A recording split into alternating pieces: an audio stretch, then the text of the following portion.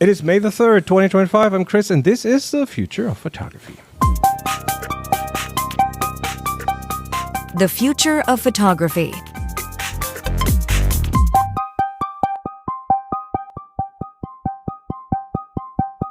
And we're finally back. Hello, Adrian. Hello, Jeremiah. Hi. Hello. Yeah, sorry for the break. Indeed, yes. We're all doing different things. Like, Are you in I was much traveling. better shape now that you've traipsed across Eastern Europe? Am I in much better shape? Mentally, I am. Yes, absolutely. It was a good thing to get out to see different countries, to experience things, to spend time with people doing photography. So it was That good. all sounds very positive. Excellent. Well done. Yeah, it was just challenging at times, but that's what happens when you go travel and to different countries, and then you solve the challenges and everything's off you fine. go. Take the unexpected turn and consider. Yeah, so Germany, Berlin, Dresden, like lots of Baroque architecture, Prague, Vienna, Budapest, and then to Transylvania with lots of landscape. And we had the weirdest unexpected weather. So here in Middle Europe, Eastern Europe, we're talking mid to end of April. You need a jacket. It can be a bit windy, a bit rainy, can be warm, can be mixed. We had the hottest summer weather in the 90s for almost the entire time. and nobody dressed appropriately. Of course not. Of course not. No, it worked out well, but it was a bit unexpected. So yeah, here we are. You made it. You made it. It also influenced the photography, of course, because we had lots of really harsh sunshine to deal with. We were one of the three people I traveled with had an infrared modified camera, which was like brilliant for that situation. Ripped out the infrared filter and came up with a lot of like interesting shoots of vegetation, pink vegetation, and that kind of stuff. So, Are you saying that the camera itself could see things the eye could not?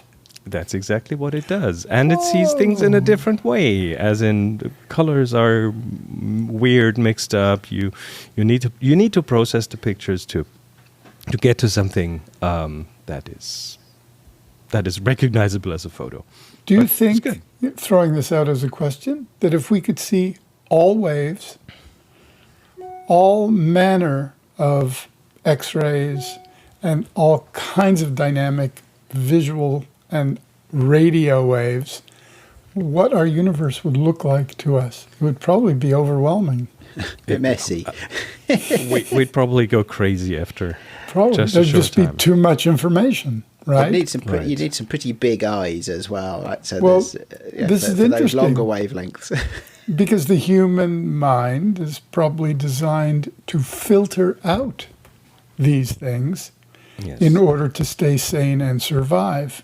If it opened the mind, because it's really, the eyes are just taking things in, but it's the mind that's processing and filtering what we know as color and radio waves and infrared and so our mind basically has created a negative filter in order to maintain positive sensibilities and survival. I think one of the most important things of our whole perception system is to reduce what we get, to reduce what we hear, see, feel, and so on, to be able to cope with it, because there's a lot out there. So, having that said,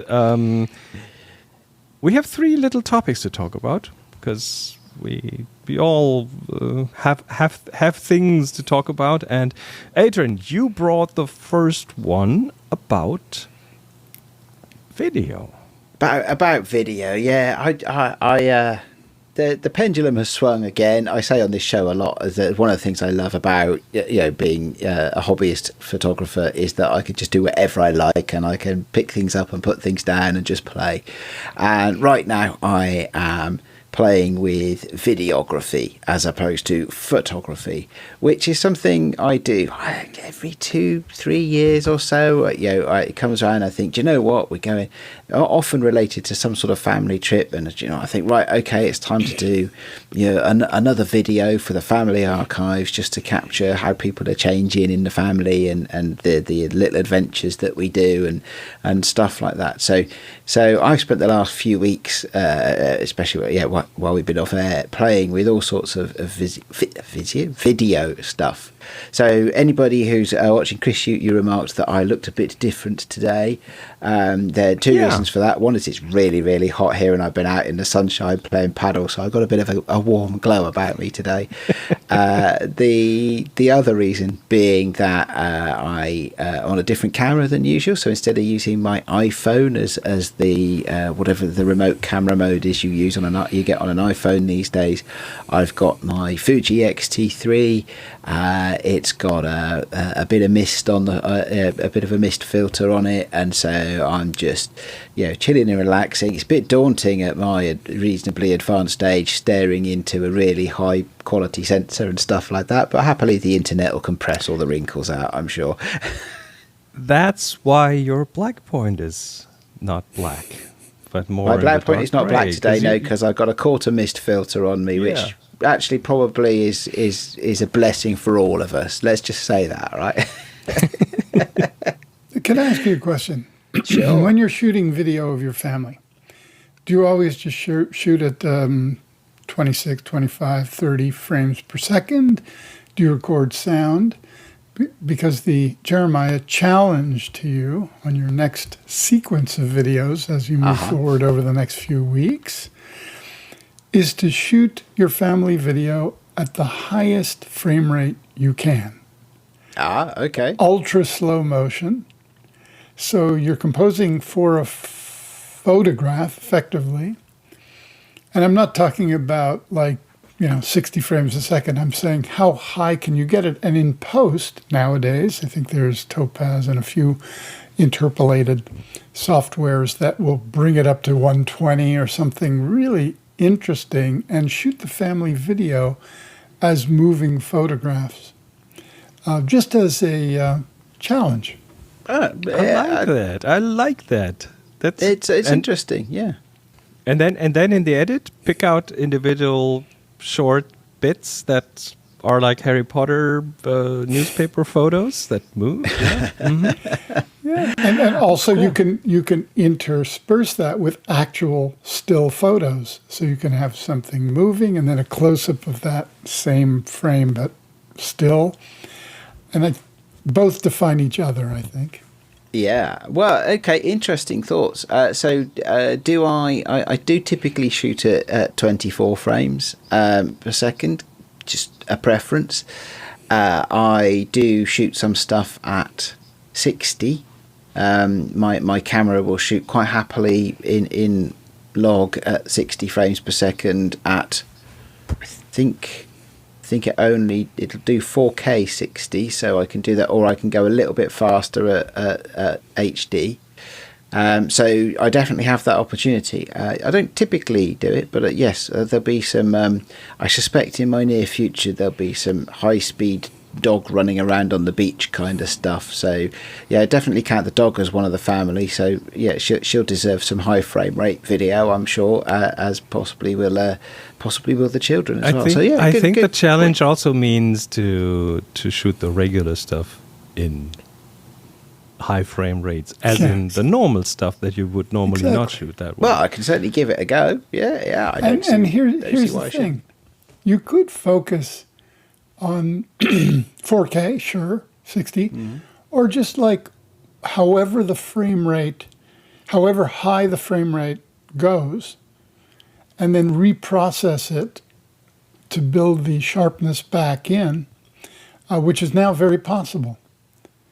So, I mean, this is kind of a new benefit to some of these new software packages where you can shoot, a pretty rough image and use like Gigapixel or one of these things to up-res it, and it does it absolutely beautifully because it does it pixel by pixel, and you end up with a very sharp, looks like 4K, but you maintain the frame rate. Of course, rendering will take a little time on your computer, but it will give you certainly a different dynamic and a really interesting way of capturing.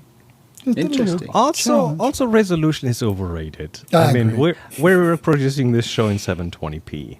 I mean, yeah, I tend to shoot at 4K just in case I want to punch into something, right? But I tend to export at HD because that's good enough, right? So I can always do a higher resolution export later on if necessary. I've got all the files and what have you. So there's it's fun. It's just a different way of thinking and a different way of composing, and thinking about the movement, thinking about what kind of a look you want. I love playing around with the looks of these things. I love playing around in DaVinci Resolve, especially for color. Although I quite like it for editing as well. Although I would say I'm probably faster at editing in CapCut at the moment because less buttons. It is, but it's pretty powerful. But it's also actually. things like it's also things like your CapCut. You can do sort of color correction. You can switch the scopes on and color correct with curves. So that's easy. Not as many tools as DaVinci Resolve, but it's there. But then when it comes to things like fun transitions and stuff, in Resolve you have to build it up, don't you? Like layer by layer, component by component. And I'm not very good at that. I've got a lot of learning to do there. Have you Whereas tried CapCut just has them, and you just drop them in, and they're all pre-made. So it's. Have any of you tried CapCut and ChatGPT? Because there's a GPT, there's an agent that blends them. I haven't used it, but it crossed my desk. I hadn't heard that. That's news to me. I mean, CapCut as an application has AI bits in it, like a photo editing application has. But it drops in with ChatGPT. I'll have to check that out on the desktop, I suppose. Yeah, probably. I mean, I haven't used it. I just saw the article on it, or the might be break worth of a it look. This week. Might be worth a look. Also, Instagram has just released a competing product to CapCut.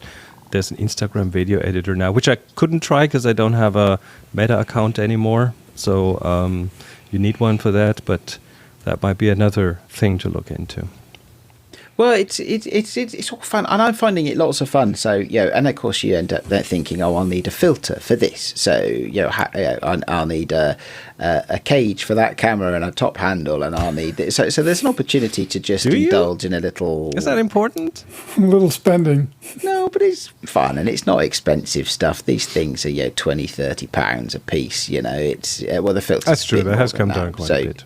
But you can buy on Amazon or eBay. You can buy a cage for a camera really cheaply and stuff like that. So there's none of these things need to cost a lot of money. So it's a good way to get a little bit of a dopamine and a creative boost, from having something new to play with. So that's a bit of fun as well, and it just engages. I find it engages me, certainly for composition, in a very, very different way from photography. So that's it reminds me lots of fun as well. When I made a transition from still photography to film, the very first film set that I was ever on was my own. Believe it or not, Okay. And I thought, I think that, it was a fashion-y commercial. And I remember positioning the model. She was to take a drink of wine and, a little glint off the glass. And I went to adjust the lights. And, of course, all the the union grips was, no, that's our job. You do not touch lights. And I was like, I could really get used to this. This is good. And so instead of actually doing it, I would just tell people what I wanted. So I started to shoot this moment of lifting the glass and hitting the light. And I remember doing like Oh, yeah, I think I got that. That was beautiful. What at the end I said, yeah, print the first one and 80. Right. I mean, that's how many times I did it. Of course, when I got into the editing room, I looked at the footage and I honestly couldn't tell the difference between any of them.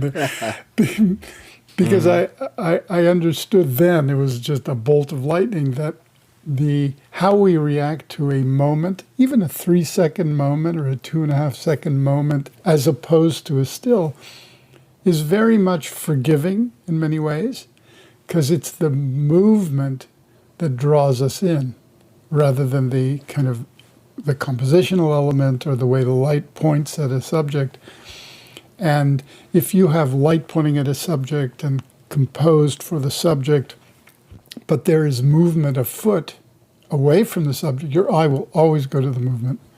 That's a human condition here, I guess, for fight or flight, so that we're always aware of our circumstance, but I think it kind of integrates into the way we appreciate imagery writ large. So, very interesting. Yeah. That gives me some insight as to what I'm experiencing when I'm looking at the stuff that I'm shooting. It's like, this doesn't work, right? It could be a really good photograph, but as a video, it just doesn't work. Something is lacking, perhaps, or something is distracting, and I'm finding it a really good creative and mental exercise, to work out the differences, because I am not somebody who has spent a lot of time through years shooting video, so it's fun. What I found really interesting when I got a bit more into video, and something that then fed back into my photography and composition, was the element of the cut between two things, and thinking about where is the viewer's eye and attention at the end of that first bit, and where will it be in the next bit that you cut to. And very often you see these films that feel really like you don't even notice the cuts, because your eyes are always where they need to be for the next one. So it's about attention management, and that really helps if you start thinking about it that way. That really helps with photography, because that's what we do in photography. We manage the viewer's attention, and but you do have motion, and that is a difference to a still photo. So. Yeah, the interesting thing on going over the cut, having been a filmmaker for many, many years and obsessing about the transition between one image and another, often you want it to be seamless, to kind of just move the story fluidly. Mm-hmm. And sometimes you want a shortcut that just, and often enhanced by sound. So it's really, kind of a punch to the gut in terms of the eyes. Now, if you do that too often, you get fatigue. And it turns gimmicky, right? Yes. In other words, a lot of what I would consider bad action films will do too much camera moves and shot cuts and whatnot that are meant to build excitement, but what they really do is disorient. The best fight sequences are choreographed like dance sequences. You shoot them wide, and you are captivated by the interaction of the protagonist-antagonist within the frame, and of course how the camera sees it. And that creates a really, really much more powerful thing than these fake edits, purposely pushing you in a direction that it doesn't really fulfill visually. And often they create a exciting soundtrack, which is really kind of overwhelming and horrible. So I would say the best fight sequences are a very counterpoint in audio, lyrical for the most part, and wide, sort of the counterintuitive way of approaching. But I mean, if you apply that to general videography, thinking about the cuts as you shoot, in other words, how to end and begin your shot, even if your shot is not about that. In other words, drifting over and into a wall and then out of a wall into something else. These are the things that are really fundamental in making interesting video deliberately. So you think about these transitions even in the actual shot that you're making, adding head and tail to it. There's And loads. with- It's great. And I'm with thoroughly that, enjoying and it. with that, Adrian has just turned into a really good filmmaker. Yeah. I have. So high expectations. I will do no if I pressure. could apply all of that. No pressure. So, but it is the edit is part of it, right? So, I mentioned two editing products already: DaVinci Resolve and CapCut, and those are the two I tend to use. And if I just want to do something very quick and simple, I might do it in CapCut, which is just a little bit speedier to just throw things together. But if I want to do something that's a bit more thoughtful, it's DaVinci Resolve. But I'd like to get to the point where I'm as quick in DaVinci as I am in CapCut, and build up that's I find that fun, like that, making that investment in learning the depth of the tool and the things that are possible and learning how to do things, made easier, of course, by a wealth of online tutorials, for which I am very, very grateful indeed. But it's just I'm having lots of fun, and as a photographer, there's a couple of things, right, that I find in video editing, maybe they exaggerate in a good way. They exaggerate some of the lessons that we talk about in photo editing. Two particularly come to mind. One is when you're editing video, do walk away, leave it, and come back. Now we say that in photography in case you've over edited something and it's a bit too much. I find as things like pacing is something that, if you walk away and then come back, pacing is much easier to spot, right? And errors in pacing. So that's one thing. And then there's the colouring as well. That as analogous to photo editing, which can be overdone if you're not careful. And of course, generally speaking, colouring is much more subtle in video than it would be in photography, at least for me.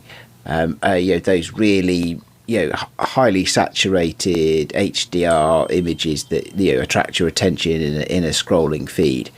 You couldn't watch a movie that looked like that, I don't think. In general, it helps if the story is there, because then everything else kind of becomes so much less important. And with that, before we move on, I'm often asked by sort of young directors who are just getting their feet wet in kind of staging and composition and all of that. And they've asked, how do you know where to put the camera? And my stock answer is, well, you put the camera where the story is. Yes. But that's not always easily. Good point. Doing stuff around the family and stuff that is, I guess, more documentary. There's still a story there. More I still try documentary. to edit for a story. Oh yeah, sure. So what I'll do is, because I want to participate in family life as well, right? So what I'll do is, if we're going away for a week, I'll probably do like a video on 2 different days, and I'll put it around certain trips or activities that we're going to do, right? And then I'll shoot a bunch of stuff, and then I'll stitch together a story out of that. I mean, with those sorts of things, as you say, more documentary, and actually quite a lot of it is that the story is linear, right? Rather than non-linear, so you don't end up. I tend to do sort of. What would I call it? Not minimal, but I tend to be mindful of causing jumps in the story that people will say, no, we didn't do that, we did that first, and then we went there. So you have to, but sometimes I'll do a little few tweaks and stuff like that. But it's all good, and it's great. It's great fun. It is great fun, and I love playing with all the tools. Yeah. And buying all the kit. I'm not immune to buying new kit. So. That's good. I mean, it's a journey. It's learning new things, and can't wait to see some of that. Yeah, cool. Well, I'll share what I get. Share what I do. All right. I brought us a tiny little thing that came across my timelines a few weeks ago. Scientists claim to have discovered a new color that no one has seen before. Yay! A likely story. So the thing is, what they have done is apparently they have discovered this by stimulating the retina with lasers in a very specific way, as in individual cones. They have a method, or developed a method, to stimulate individual cones. That's something that never happens in nature. In nature, they're always somewhat linked. It's a chemical process that it doesn't happen. That does not happen. But in theory, I think it doesn't even happen. It's just a theoretical thing. They say that in principle, that would send a color signal to the brain that never occurs in natural vision, and it's a color that they have named OLO, OLO, and it is it's like a turquoise, but so saturated, more saturated than any color they could ever see. Or so now we're going to have RGBO. I mean, there's of course people who's like us who go, well, okay, that does not really exist in reality, and So no color exists in reality. It's all interpreted. That was the next thing. But yellow does also not exist. It's a mixture of red and green, and our brain makes it yellow. We do not have yellow pixels on our screens. We do not have yellow pixels in our cameras and on the sensors. We do not have yellow sensing things in our eyes. It's RGB. So it's an artificial construct. Magenta also doesn't exist. So all of that is an artificial construct. The one thing I like about this is they go into a bit more depth in what that could lead to. It could lead to some new things to be found out about color blindness, for example. So there is apparently a scientific justification for it. But OLO, RGBO, why not? So has anybody actually seen it? Right. So have they actually shone lasers into people's eyes to do this sort of stuff? I think they have, and I think they have measured what the brain gets in terms of signals and so on. But I'm not sure that a single stimulated cone in your eye would actually lead to anything like a vision, like a bright light at the end of something. I don't know. It's just, I think, just a theoretical construct at this point. Okay. Well, for people who are only listening on the podcast, it's mint green, right? Let's be honest. Right. But by the way, even if you're watching, it's still mint green because we can't see it or reproduce it. So here's an article by the BBC about it. They have an approximation. This is the approximation, but of course, that's as much as saturation as your screen or my screen or this video recording can reproduce. So there's not much. So anybody want to place any bets on what will be Pantone of the year next year? OLO. Probably OLO. I'm not sure it fits in there. Anyway. By the way, it's an interesting thing. It is. I think there's probably an entire podcast on color and the difference between what we see, different light. I mean, many. You know what I mean? Not just one. Film, how it interprets it. Different films interpret it differently. Obviously, you know, if you shot Agfa and Kodachrome, you get a very, very different. Like Agfa loves green for some reason, just embraces green. Greens are great. Kodachrome, red. Ektachrome, a little more neutral, but blue maybe slightly. But and then, of course, you're capturing cards in your camera, whatever that is. Each one is a little bit different, and that's why you can have software that enhances that different or, you know, makes it more the same or to a understandable pattern or a printable pattern that, you know, allows it to be interpreted. But it's all interpretation because, as we know, it's just light reflecting off things in very specific and narrow waves that our brain filters and determines a label for it so we can best understand it. And, our dogs, there's a show called Bluey. I don't know if you have kids, you may know. It's an Australian show about it. The episodes are like 7 or 8 minutes. They're actually really well written, about a family of blue heelers.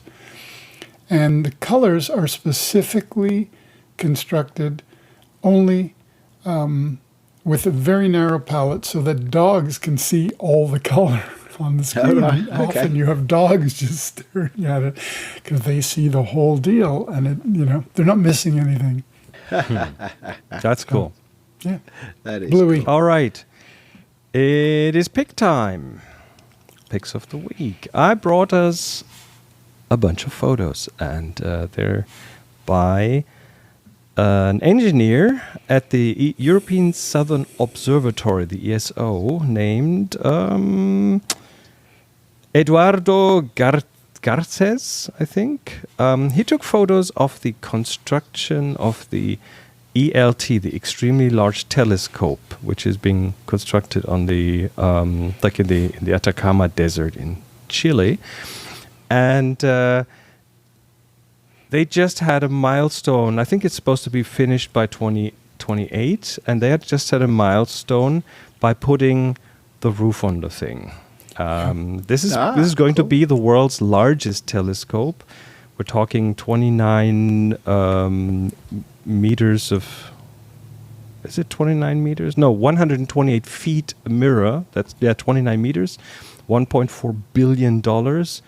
And what he did is he went 14 miles away and shot the sun rising behind the telescope, which is just from a logistical point, being at the right time at the right spot. Yes, there are tools, but it's still not simple. And this photo on the left that we're seeing is from August 2023, and the one on the right is from April the 12th of this year. So it's pretty much a milestone. Chris, it's interesting when you look at it, and for those who've been lucky enough to go to the Atacama, it's one of the driest places on Earth. Yes. Clearest places. There's no haze in these long lens shot. That's why it's so kind of sharp and clear. Yep. The other thing is that it will be the first telescope capable of seeing the night sky deep in from the southern hemisphere. We've not been able to see that yet. And so there will be a tremendous amount of new information about where we sit in the universe, multiverse, or whatever, through this telescope. Yes. And that's cool. It's not just a technical feat, it's also a beauty. I mean, just looking at the telescope, there's some we'll link to the page about it. There's some documentaries about it. There's even a little time lapse of the sun rising behind the thing. I mean, just to be able to like fit it exactly to that spot, that's pretty amazing. So it certainly is. Very good. So great. When I saw this, like, okay, I wouldn't have the patience to do this. Probably not. Okay. Next pick is Adrian's. What have you brought us? Well, having spoken about video and making video, I brought you my pick of the week this week is my new on-camera microphone. So this is a little thing called the Sennheiser MK400, which is designed. It's a mini shotgun mic with an amplifier built into it, designed to sit on top of your camera. And it's great. It's the first on-camera mic, powered mic with an amplifier that I've actually ever bought. I've always used things before, like the Rode Video Micro, which is just a passive mic. So it's a bit of fun, a bit of a new thing. Learn to do some new stuff. Sounds pretty good. It's an interesting design compared to for people who can see the photos of it or look up the show note link. It looks a bit different from a lot of other shotgun mics or on-camera mics, and it's because it's built with a hard plastic housing, which is effectively a blimp. So the microphone and the shock mount are inside a hard plastic blimp, which is why you don't have one of those bright red springy shock mount so that goes into the hot shoe, and it's why it looks a little bit different, because actually you're not looking at the microphone itself, you're looking at the first layer of wind resistance for that microphone. So enjoying it so far. It's cool. Are you using this right now? No, I'm on my my Yeti Your at the podcast moment. mic. It's not because it sits further away. So I'm an arm's length away from my camera. So it would be a different type of tone than having the microphone that I use to record this, which is 6 inches from my mouth. So it's certainly. I've been using it for business meetings. So people are saying to me, your camera looks like you've improved. And I'm like, yeah, I plugged my good camera into the computer for the, and I got a microphone on top of it and stuff like that. All right, okay. Why did you do that then? It's just for fun and testing stuff. so Sounds good. New toys. Yeah, Cool. Absolutely. New toys. Loving it. So that's my pick of the week. All right, Jeremiah, you brought us... I brought you a series of photographs by a photographer working in AI. These are digital works, but they achieve a certain balanced, sense of the relationship between architecture, light, and a kind of a calm, meditative quality. And when you look at these pictures, and I encourage people to look at a single image for a while, because I think that's the intention of the artist, you can really fall into these images and sense the kind of calmness and potential of what these would be should they be actually built in real life. And there's a beautiful combination of color, light, composition, and place, which is quite unique and beautiful. So very, very, they seem simpler than they are. So it is a minimalist but beautiful sense of discovery in these images. These feel like, I don't know, for you as a filmmaker, don't they feel like they are locations you want to film at? Yeah, and these are images that I can claim that I've never seen images quite like these. Even though they're not in your face, like shaking you, they are completely unique, very considered, and I think really made by an astonishingly creative individual. I like it. I like definitely. the feeling they convey. Yeah, feeling. I want to live there. Yeah, I want to be there. I'm feeling much more relaxed there. just looking at them. Yeah.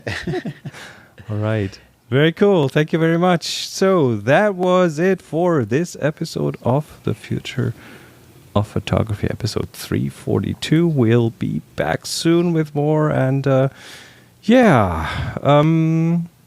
stay tuned and see you soon again. Till then, everyone, take care. Take care, folks. Bye-bye. Bye-bye. You've been listening to The Future of Photography. Join the discussion on our Discord, find the show notes and all episodes at thefutureofphotography.com, and subscribe wherever you listen to audio.